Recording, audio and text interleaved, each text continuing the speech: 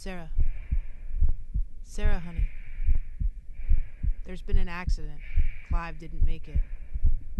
The lights went out again, just as quickly as they had turned on, and my body, my mind, and the powers that be were left to decide my fate. A snapshot. 2 good friends, 2 other volunteers placed in Zimbabwe, Donna and Rose, leaned over me, their heads locked in position. I'll recall that picture forever. I'll remember those words forever, too. I'll remember the light above as well. Or maybe it was simply the strain of opening my eyes for the first time from the darkness. It was bright either way. 2 weeks later, I woke up. I woke up for good. I didn't need to ask questions. I knew. And I knew that, although I was alive, I hadn't survived unscathed. I slowly understood my injuries: the broken neck, the closed head injury, the collapsed lungs, the broken ribs, the scratched cornea, and the multiple abrasions. That my right side was paralyzed. That I too could have died. Dying, however, would have been the easy way to go. There would be no pain, no emotional or physical pain. I wouldn't have to recover from losing a friend, feeling responsible for the life of another, learning to deal with the guilt. I wouldn't have to endure rehabilitation. There would be no healing of a broken neck, learning to walk again, learning to remember again, learning all those habits we learn at an early age and never really think about again. I was determined to return to the Peace Corps.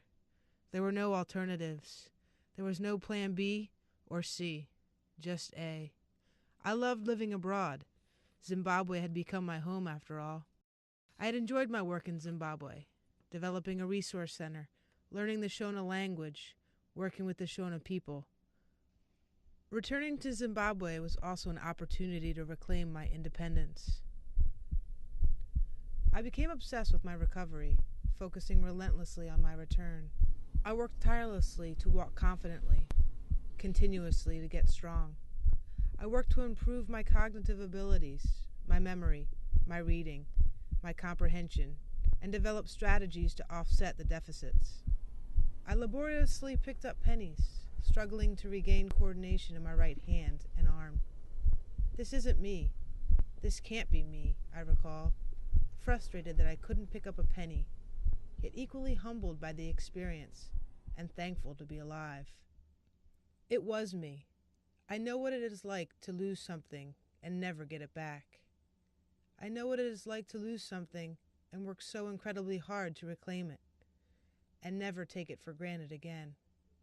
To never lose sight of what is truly important, the hard way. And I am better for it. 2.5 years later, after the accident, almost to the day, I returned to the Peace Corps. My life would never be the same. I've accepted that, and I've begun again.